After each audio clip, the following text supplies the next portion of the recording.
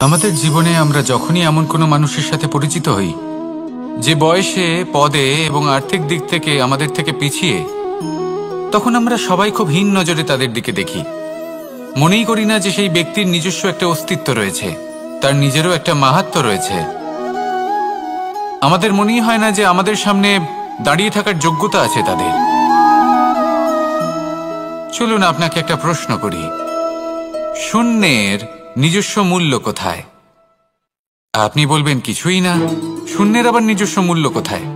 কিন্তু যখন এই শূন্যই কোনো সংখ্যার সাথে এসে যুক্ত হয়ে যায়, কোনো অঙ্কের সাথে এসে যুক্ত হয়ে যায়, তখন তার মূল্য অনেক গুণ বৃদ্ধি পায়। অর্থাৎ এই শূন্যের মূল্য অবশ্যই আছে। আর আমাদের জীবনেও এমন কিছু ব্যক্তি থাকেন, তাদের দেখে মনে হয় যে এদের কোনো মূল্যই নেই। কিন্তু যখন এই ব্যক্তি কারোর সাথে এসে জুড়ে যান, তখন তার মূল্য সেই ব্যক্তির বৃদ্ধি ঘটায়। এই সংসারে এমন কোনো ব্যক্তি নেই যার কোনো মূল্য নেই। যদি আমরা ধনুকের কথা বলি, তাহলে তার জন্য একটি দড়ির প্রয়োজন হয়, যেটি প্রত্যঞ্চা হিসেবে ব্যবহৃত হয়। যদি এই প্রত্যঞ্চা না থাকে, তাহলে ধনুকের কোনো মূল্যই থাকে না। যদি প্রত্যঞ্চা না থাকে, তাহলে ধনুকের অস্তিত্ব অসম্পূর্ণ থেকে যায়। এই সংসারে যে কোনো ব্যক্তি হোক বা যে কোনো বস্তু হোক, প্রত্যেকের নিজস্ব একটি মূল্য আছে। তার সম্মান করুন, সামনে অগ্রসর হন, আর আমার সাথে ভালোবেসে বলুন, রাধা রাধা। সুখ, দুঃখ এবং শক্তি, এই তিন হলো এই সংসারের ত্রিদেবের মতো।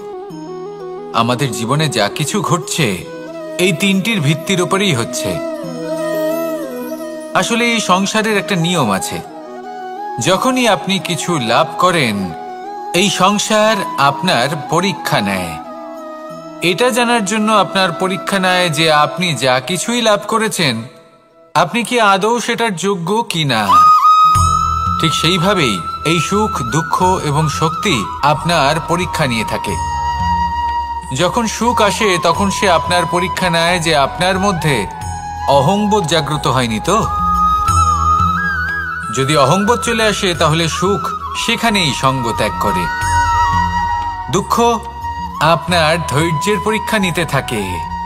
আর যদি আপনার মধ্যে ধৈর্য না থাকে, তাহলে এটা আপনাকে আরো বেশি দুঃখের গভীর অন্ধকারে ঠেলে দেবে।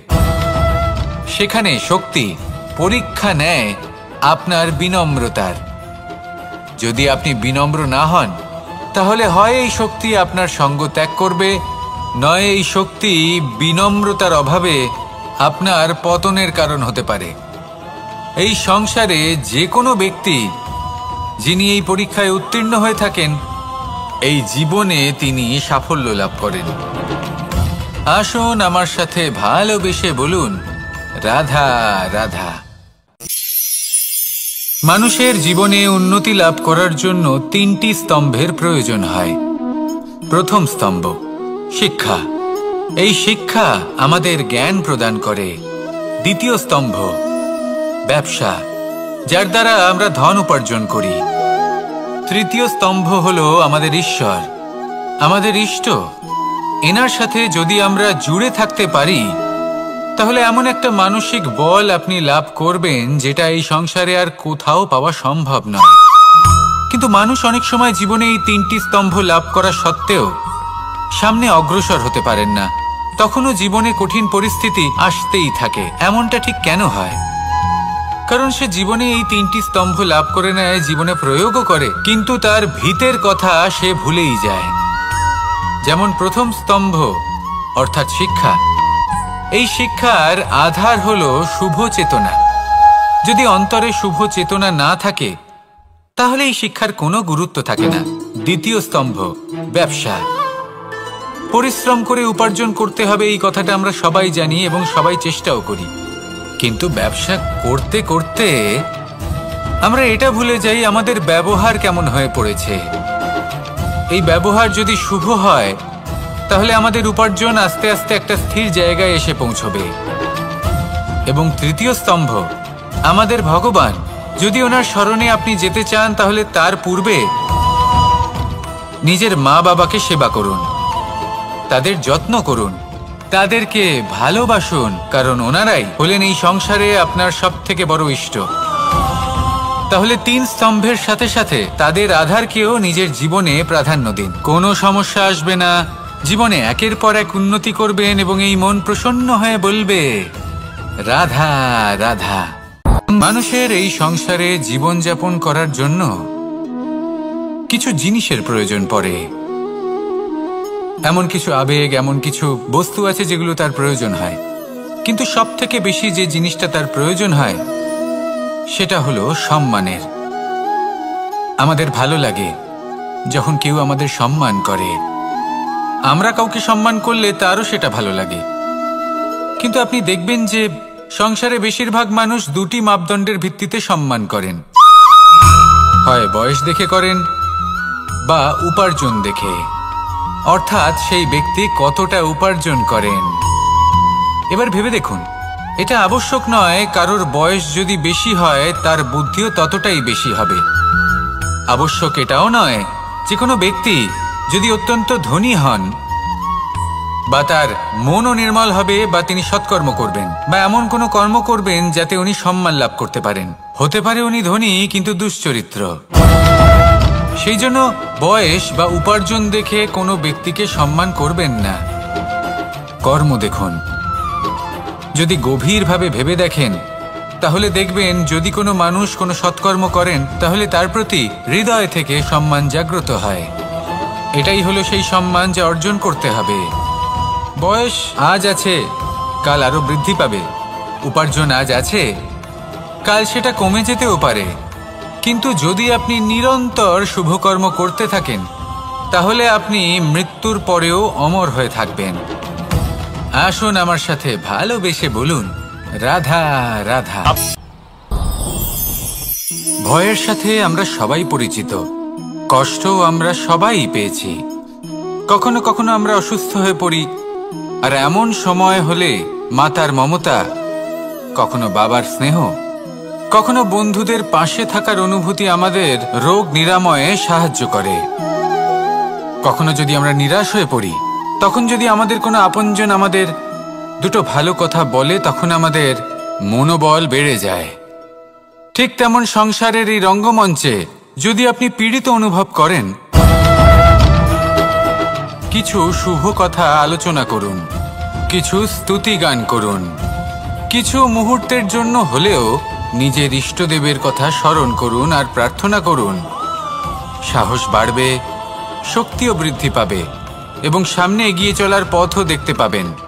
তখন এই মন প্রসন্ন হয়ে বলবে রাধা রাধা।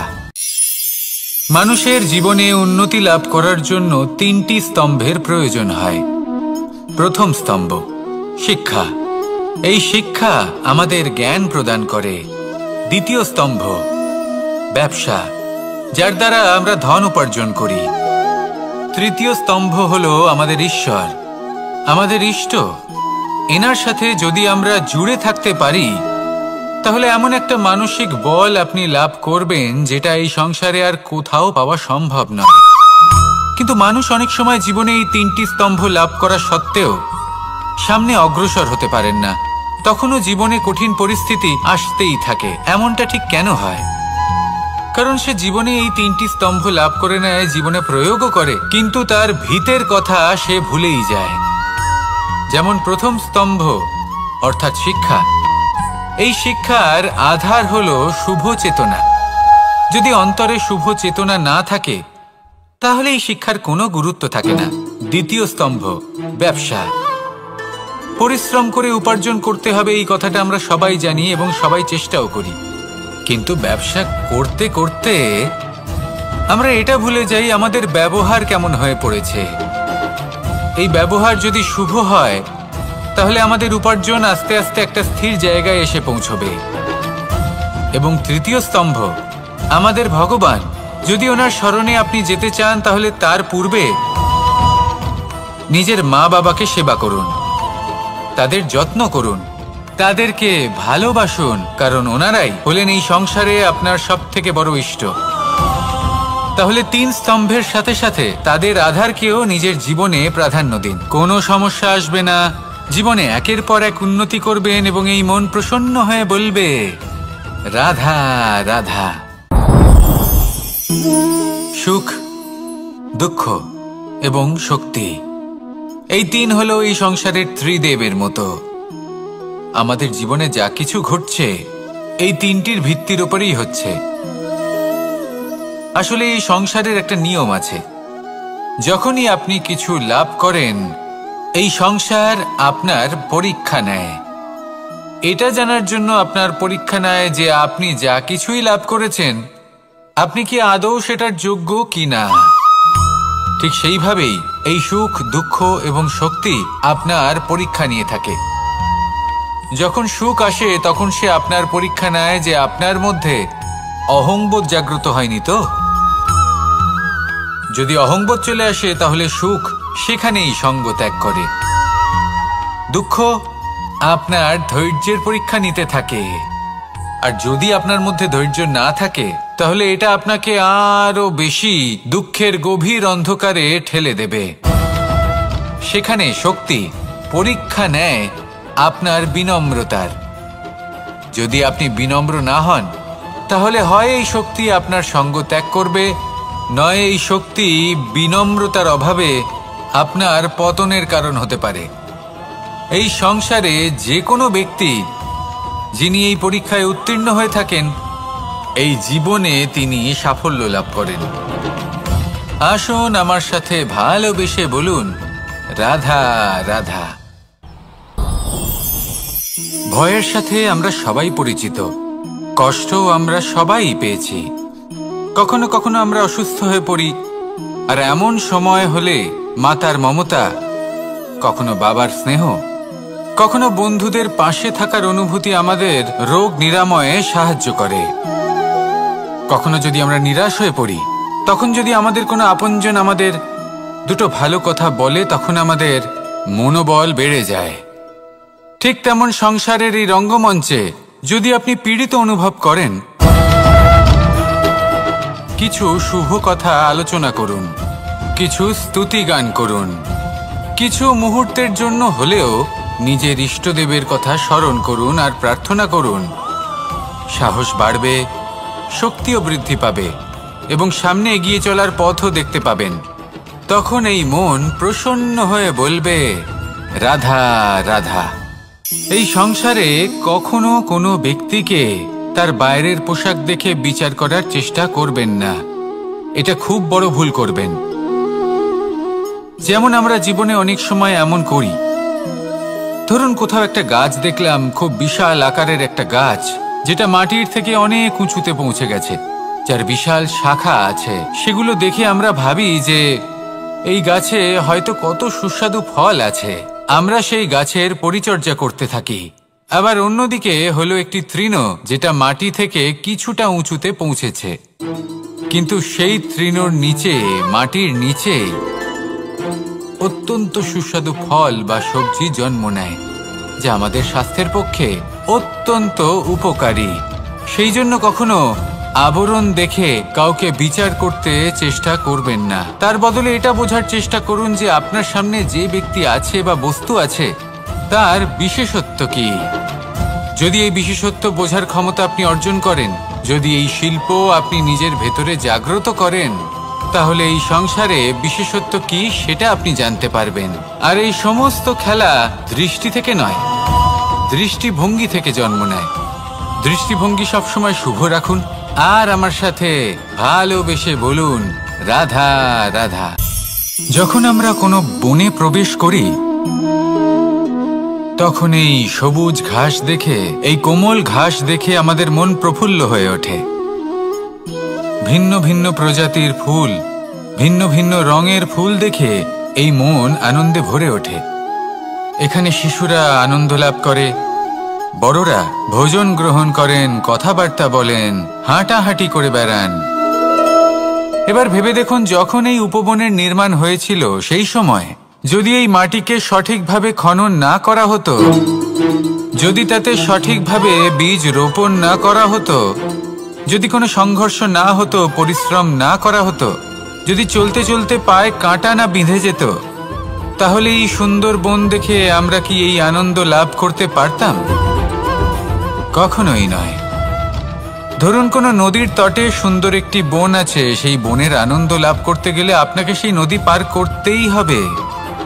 যদি সুখের নদীর কাছে পৌঁছতে চান তাহলে তটে যে কাঁটা রয়েছে সেগুলোর সাথে সংঘর্ষ করতেই হবে।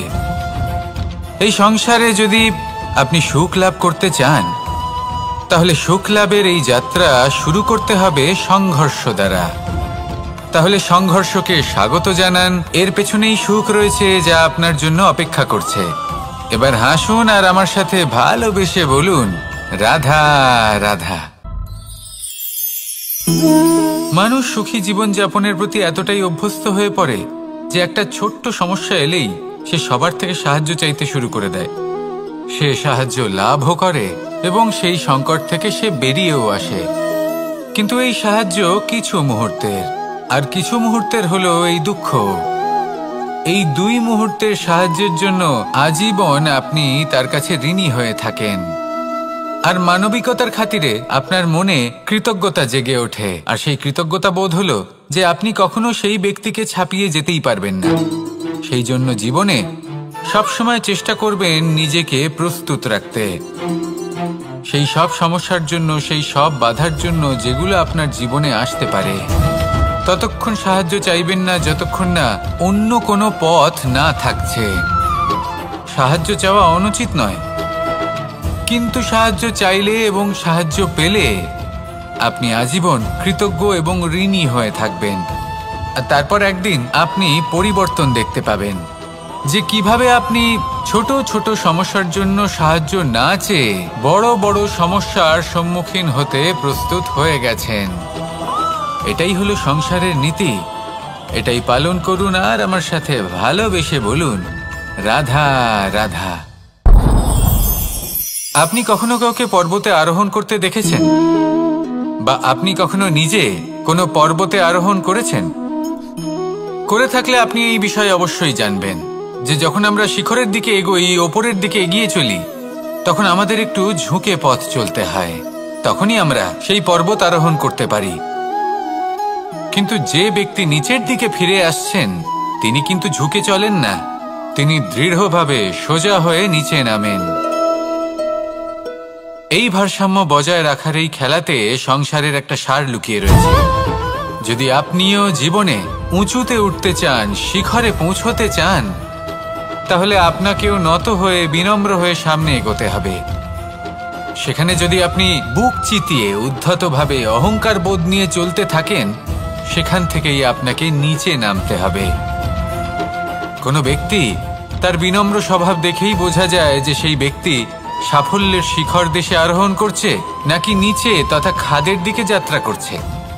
তাই সবসময় বিনম্র থাকুন, শ্রেষ্ঠ কর্ম করুন, পরিশ্রম করুন আর আমার সাথে ভালোবেসে বলুন, রাধা রাধা। মানুষের জীবনে স্বচ্ছতার একটা আলাদা গুরুত্ব আছে। যদি আপনি নিজেকে স্বচ্ছ রাখেন তাহলে আপনার নিজেরও ভালো লাগবে, সামনের ব্যক্তিরও ভালো লাগবে, একটা অন্যরকম প্রভাব পড়বে। কিন্তু একজন শ্রেষ্ঠ ব্যক্তি কিভাবে হয়ে ওঠা সম্ভব?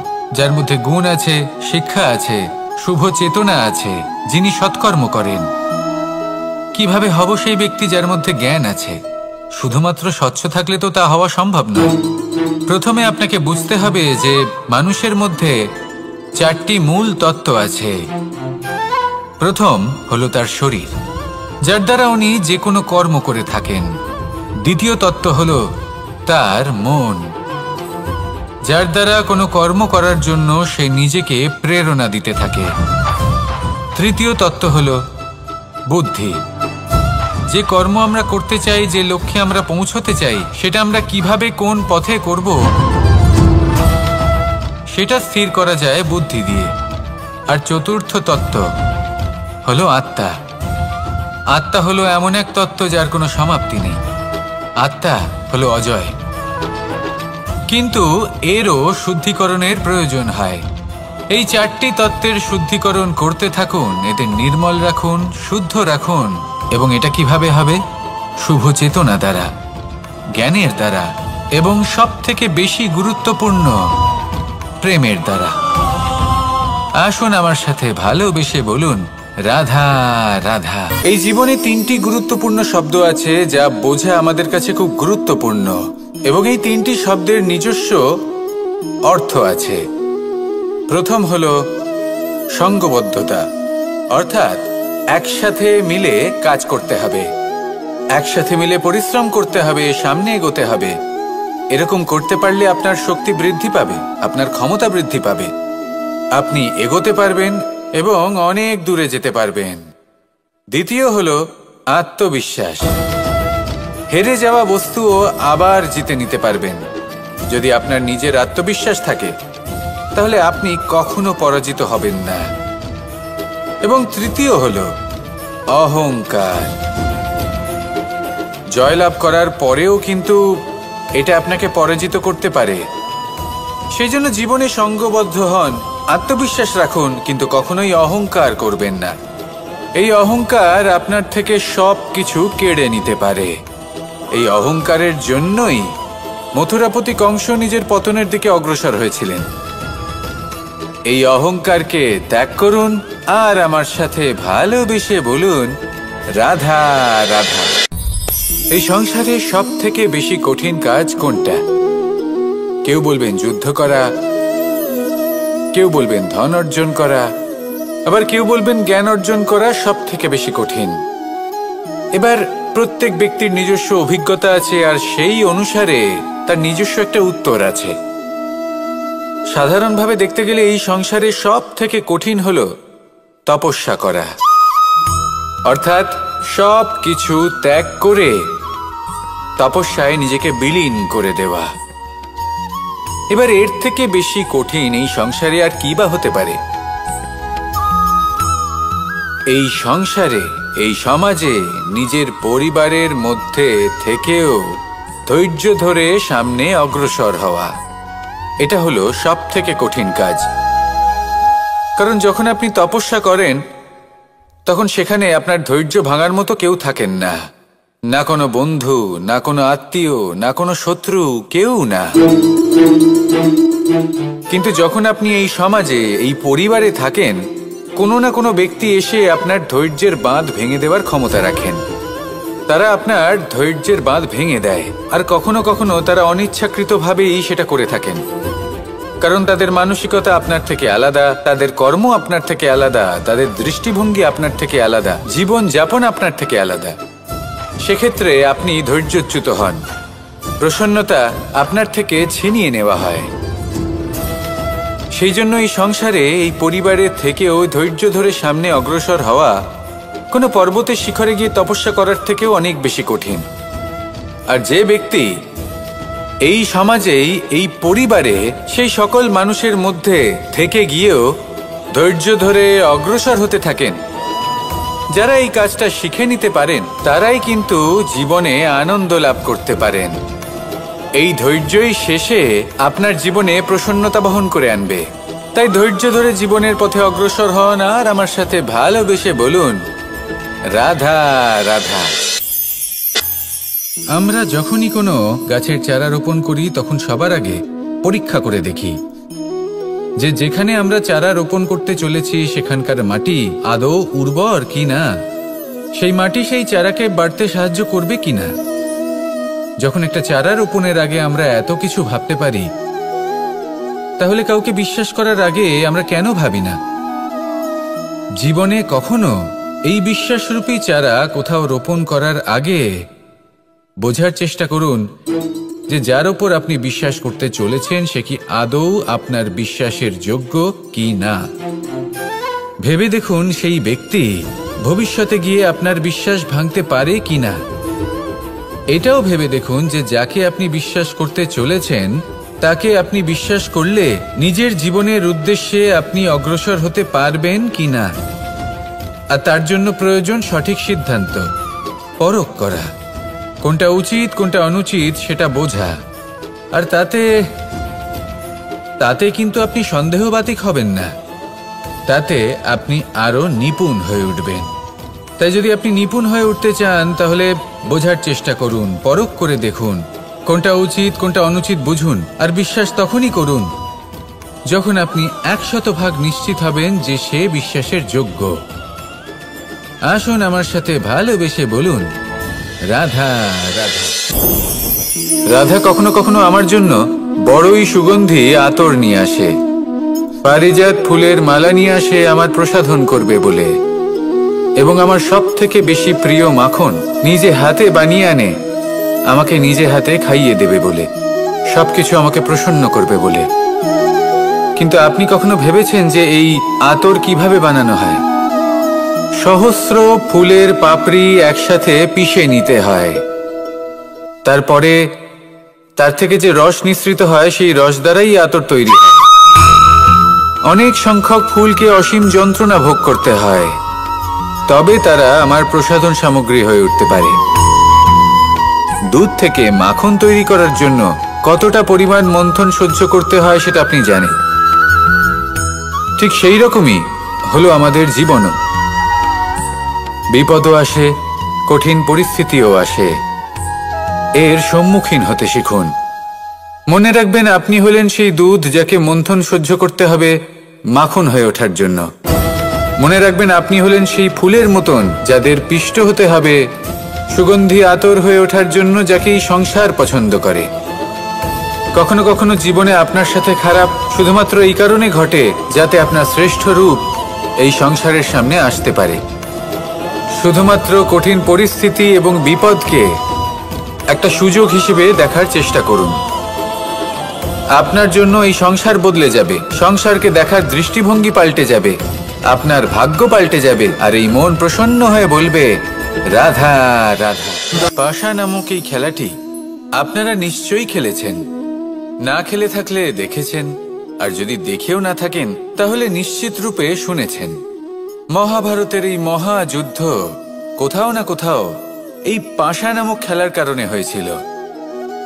পাশার এই বিচিত্র খেলা, দান, এইসবের কারণে কেউ নিজের মাথায় রাজ মুকুট পরিধান করেছিলেন, আবার সেখানে পরাজিত হওয়ার জন্য কাউকে বনবাসও ভোগ করতে হয়েছিল। কিন্তু এই খেলা সমাপ্ত হওয়ার পরে সমস্ত ঘুঁটি আর এই পাশার ছক একই পুটলিতে স্থান পেল। এটাই হলো আমাদের জীবন। এই সংসারে আমরা জয় পরাজয়ের বিষয়ে এতটাই ভাবি, এত চিন্তা করি যে এই জীবনের খেলার আনন্দটাই উপভোগ করতে পারি না। আর অবশেষে কি হয়? কেউ জয়ী হন, কেউ পরাজিত হন, কিন্তু দুজনেই একই স্থানে পৌঁছে যান। প্রত্যেক ব্যক্তি মৃত্যুর পরে একটি নির্দিষ্ট স্থানেই পৌঁছতে বাধ্য, কিন্তু ততক্ষণ এই জীবন, এই খেলা, তার আনন্দ উপভোগ করুন। এই সংসারে সেই ব্যক্তি শ্রেষ্ঠ স্থানে পৌঁছতে পেরেছেন যিনি এই সংসারকে প্রকাশ প্রদান করেছেন, যিনি কখনো জয় পরাজয় এ বিষয়ে ভাবেননি, শুধু এই জীবনের খেলার আনন্দ উপভোগ করেছেন। এটাই আপনিও করুন, আর আমার সাথে ভালোবেসে বলুন, রাধা রাধা। প্রত্যেক মানুষ নিজের জীবনে দুঃখ অনুভব করেন। প্রত্যেকের দুঃখ আলাদা হতে পারে। কারোর মনে এই দুঃখ থাকে যে সে তার বাবা মায়ের সব ইচ্ছে পূরণ করতে পারেননি। কেউ এটা ভেবে দুঃখ পান যে সে চিরকাল সদাচার করেছেন, সৎকর্ম করেছেন, কিন্তু তাও তাকে দুরাচারী বলে মনে করা হয়। কেউ এটা ভেবেও দুঃখ পান যে তার সামনে যে ব্যক্তি রয়েছেন তার চোখে তিনি শত্রু হয়ে উঠেছেন বা দুষ্ট হয়ে উঠেছেন, যেখানে তিনি হয়তো কোনো অনুচিত কাজই করেননি। এবার এই সমস্ত বিষয় নিয়ে ভেবে নিজের ব্যক্তিত্ব নিয়ে সন্দেহ প্রকাশ করবেন না। যদি নিজের ব্যক্তিত্ব নিয়ে কোনো সন্দেহ থেকে থাকে তাহলে কর্ম সংক্রান্ত প্রশ্ন করুন যে আপনি যা করেছেন তাতে কি উচিত ছিল, কি অনুচিত ছিল। যেটা প্রয়োজন সেটা এটা বোঝার যে আপনার অন্তর্মন, আপনার বিবেক আপনাকে কি বলছে, আর আপনার অন্তর্মন আর আপনার বিবেক আপনাকে যেটা করতে বলবে শুধু সেটাই করুন। আর তারপরে এই সংসার কি বলবে, কি ভাববে সেসব নিয়ে ভাবতে যাবেন না, কারণ এই সংসার তো ঈশ্বরকেও প্রশ্ন করে থাকে, ঈশ্বরকেও দোষী মনে করে। কখনো কখনো যখন কোনো ঘটনা মানুষের ইচ্ছা অনুযায়ী ঘটে না, তখন মানুষ এটা বলে যে হে ঈশ্বর, আপনি আমার পাশে থাকলেন না, আপনি বড়ই কঠোর, এটা আপনার দোষ। যেখানে বেশিরভাগ সময় হয়তো সে নিজেই নিজের কর্মফল ভোগ করছে, আর কখনো কখনো ঈশ্বর হয়তো তার জন্য আরো ভালো কোনো পরিকল্পনা করে রেখেছেন, কিন্তু মানুষ সেটা বুঝতে পারে না। তাই দিনের শেষে যেটা প্রয়োজন সেটা হলো নিজের মনের কথা বুঝতে হবে। আপনার বিবেক কি বলছে শুধু সেটাই করুন আর সামনে এগোতে থাকুন। আমার সাথে ভালোবেসে বলুন, রাধা রাধা। পরিবর্তন, এটা হলো সৃষ্টির অমূল্য নিয়ম। এই সংসারে সবকিছু সময়ান্তরে পরিবর্তিত হয়, এই সময়ও পরিবর্তিত হয়। পরিবর্তন চিরকাল হয়ে এসেছে আর চিরকাল হতে থাকবে, কিন্তু এবার আমরা সেই পরিবর্তন কিভাবে লাভ করব যেটা আমাদের প্রয়োজন, যেটা আমরা চাই। আমরা জীবনে বিকাশ চাই। এই বিকাশ কিভাবে লাভ করতে পারি? এই প্রকৃতি কিন্তু আমাদের অত্যন্ত উত্তম উদাহরণ দিয়ে বুঝিয়েছে। একটি বিন্দুর উদাহরণ দিয়েছে যা ভবিষ্যতে একটা বিশাল নদীর আকার ধারণ করে। এটা কিভাবে হয়? মেঘ থেকে একটি বিন্দু ঝরে পড়ে সেই পর্বতের ওপর যেখানে হিম আছে। সেই হিমের সংস্পর্শে আসা মাত্র সেই বিন্দুর সাথে আরো বেশ কিছু বিন্দু যুক্ত হয়, তারপর তারা অগ্রসর হয়, আরো কিছু বিন্দু যুক্ত হয়, আস্তে আস্তে একটা ক্ষীণ ধারার রূপ ধারণ করে, এবং সেটাই ভবিষ্যতে আরো এগোতে থাকে। অনেকটা যাওয়ার পর যখন অনেক সংখ্যক বিন্দু একসাথে যুক্ত হয়, তখন সেটা বিশাল নদীর আকার ধারণ করে। এবার আমরা মানুষ বলে আমাদের সাথে এই নিয়মের অন্যথা হয় তা নয়। আমরাও এই প্রকৃতির অংশ, আমাদের ক্ষেত্রেও একই নিয়ম প্রযোজ্য। যখন পরিশ্রম করে অনেক সংখ্যক বিন্দু আমরা একত্রিত করব, তখনই পরিবর্তনের নদী প্রবাহিত হবে। প্রয়োজন হলো নিরন্তর পরিশ্রম করা এবং ধৈর্য ধরা। এটা করতে থাকুন, জীবনে সব কিছু লাভ করতে পারবেন, কারণ প্রকৃতি আমাদের এটাই শিখিয়েছে, আর আমরা এই ব্রহ্মরই একটি অংশ, যার দ্বারা এই ব্রহ্মাণ্ড নির্মিত। আসুন আমার সাথে ভালোবেসে বলুন, রাধা রাধা। কখনো এই প্রকৃতির দিকে তাকিয়ে থাকবেন। এই প্রকৃতি অনেক ধরনের শিক্ষা দেয়। কোনো একটা গাছকে দেখুন কিভাবে সে মাটি থেকে জল শুষে নেয়। সে ঝড় হোক বা হোক কড়া রোদ সব সহ্য করে এবং অবশেষে সে ফল ধারণ করে। আর সেই ফল উৎপন্ন করার পরে সে ফল কিন্তু সে নিজে গ্রহণ করে না, এই সংসারকে প্রদান করে, যাতে পশু পাখি মানুষ তারা এই ফল গ্রহণ করে শক্তিশালী হয়ে উঠতে পারে, সুস্থ থাকতে পারে। সেভাবেই নদী, সরোবর এরা নিজেরাও কিন্তু নিজেদের জল গ্রহণ করে না, মাটিকে প্রদান করে, পশু পাখিকে প্রদান করে। সূর্য নিজেও নিজের জন্য প্রজ্বলিত হয় না, সে প্রকাশ ছড়িয়ে দিতে চায় আমাদের সবার কাছে, সে আলো পৌঁছে দিতে চায়। এই প্রত্যেকের কর্মে পরমার্থ নিহিত আছে, আর সেই জন্যই এদের সকলকে পুজো করা হয়। তাই মনে রাখবেন, আপনার কাছে জীবন যাপনের অতিরিক্ত যা কিছুই আছে তা পরমার্থের জন্য। তাহলে তার সদ্ব্যবহার করুন আর আমার সাথে ভালোবেসে বলুন, রাধা রাধা। আমরা প্রত্যেকেই অবশ্যই এমন সময় দেখেছি যখন অনেকগুলো সমস্যা একসাথে আমাদের জীবনে এসে পড়ে। সমস্যা আমাদের প্রত্যেকের জীবনেই থাকে। আমরা তার সমাধান খুঁজতে চেষ্টা করি, কখনো সমাধান খুঁজে পাই, আবার কখনো যতই চেষ্টা করি না কেন কোনো সমাধান খুঁজেই পাই না। আর যখন এটা হয় তখন মানুষ অত্যন্ত বিচলিত হয়ে পড়েন। নিজের আত্মীয় স্বজন, নিজের বন্ধু বা সংসার এদের ওপরে এই দোষ চাপিয়ে দেন যে এদের জন্যই এই সমস্যা এসেছে। এবার যদি আমি আপনাকে কোনো পরামর্শ দিই তাহলে এটাই বলবো যে দৃষ্টিভঙ্গি পাল্টে দেখুন। এই দৃষ্টিভঙ্গি দিয়ে দেখুন যে এই সংসারে যে সমস্যায় আসুক না কেন তার জন্য কেউ দোষী নয়, না আপনি না অন্য কেউ। এই পুরো খেলাটাই আপনার মানসিকতা, আপনার দৃষ্টিভঙ্গির, আপনার মনের। কিভাবে বোঝাচ্ছি? যখন আমাদের মন শক্ত থাকে তখন কঠিন থেকে কঠিনতর পরিস্থিতিও আমাদের জীবনে খুব বেশি হলে প্রতিস্পর্ধা হয়ে থেকে যায়। সেখানে যদি আমাদের মন দুর্বল থাকে, তখন অল্প কঠিন পরিস্থিতিও আমাদের কাছে খুব বড় সমস্যা হয়ে যায়, তাই না? একটা শক্ত মন কঠিন পরিস্থিতিকে প্রতিস্পর্ধা হিসেবে দেখে আর তার মধ্যেও একটা সুযোগ খুঁজে নেয়। আমাদের শুধু এটাই করতে হবে। এই সংসারে অন্য কাউকে দোষী মনে করলে আপনার সমস্যা দূর হয়ে যাবে না। সেই জন্য এই সংসারকে দোষ দেওয়ার বদলে এই সমস্যার মূলে চলে যান, সেটাকে বুঝুন, নিজের এই মনকে শক্ত করে তুলুন।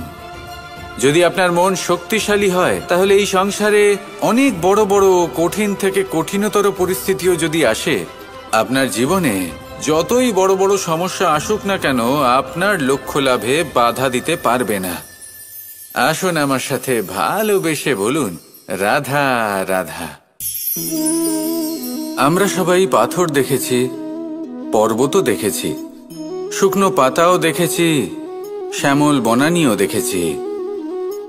কখনো ভেবেছেন পাথরের অস্তিত্ব কিন্তু ততক্ষণ পর্যন্ত যতক্ষণ সে পর্বতের গায়ে আটকে থাকে। যখন সেই পর্বত থেকে সেই পাথর ভিন্ন হয়ে যায় ও নিজের অস্তিত্ব হারিয়ে ফেলে। আস্তে আস্তে কখনো পাথর কেটে বা কখনো পিষ্ট হয়ে সেই পাথর আস্তে আস্তে মাটিতে পরিণত হয় এবং পূর্ণরূপে নিজের অস্তিত্ব হারিয়ে ফেলে। এটাই পাতার সাথেও হয়। এই পাতা যতক্ষণ গাছের ডালের সাথে যুক্ত ততক্ষণ তার অস্তিত্ব থাকে। যখনই ডাল থেকে বিচ্ছিন্ন হয়, সেও নিজের অস্তিত্ব হারিয়ে ফেলে। আর এটাই আমাদের সাথেও হয়। যতক্ষণ আমরা নিজেদের আপনজনের সাথে যুক্ত থাকি, আমাদের অস্তিত্ব বজায় থাকে। যখন আপনজনদের সাথে সম্পর্ক ছিন্ন করি, তখন আমরাও আমাদের অস্তিত্ব হারিয়ে ফেলি। এবার এই সংসারের প্রত্যেক ব্যক্তি স্বতন্ত্র থাকতে চান, আর অনেক ব্যক্তি স্বতন্ত্র থাকবেন বলে আপনজনদের দূরে করে দেন আর তাদের সাথে এই সম্পর্ক ছিন্ন করেন। এটা কি সত্যি প্রয়োজন?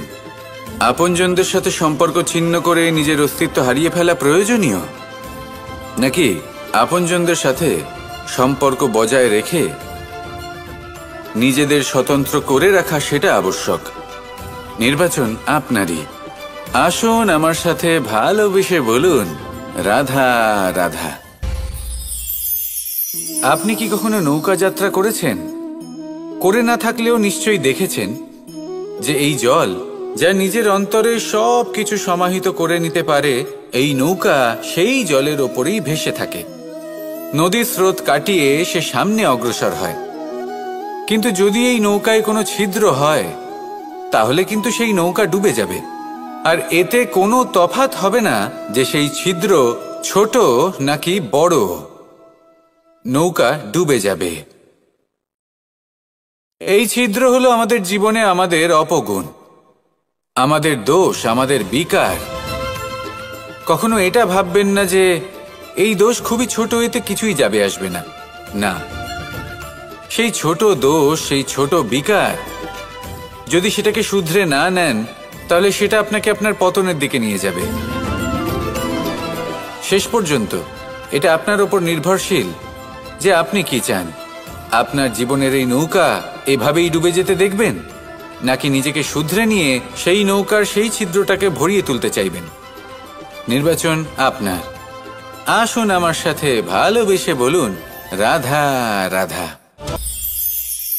জল, জলই পৃথিবীতে বেঁচে থাকার জন্য আবশ্যক তো বটেই, কিন্তু এই জল আমাদের একটা অত্যন্ত গুরুত্বপূর্ণ শিক্ষা প্রদান করে। কখনো এই জলকে দেখেছেন? যে পরিস্থিতিতেই এই জল প্রবাহিত হোক না কেন, এর উপর যা কিছুই প্রভাব থাকুক না কেন, এর পথে যতই বাধা আসুক না কেন, তার মধ্যে থেকে ও নিজের পথ ঠিক বের করে নেয়, কিন্তু নিজের প্রবাহ থামতে দেয় না, ক্রমাগত অগ্রসর হতে থাকে। সেরকমই একটা শিক্ষা যেটা আমরা জল থেকে পেয়ে থাকি, তা হলো এটা: আমরা যখন জলের দিকে তাকাই তখন আমরা নিজের প্রতিবিম্ব দেখি, স্পষ্টভাবে দেখতে পাই। কিন্তু তখনই দেখতে পাই যখন এই জল শান্ত থাকে, স্থির থাকে।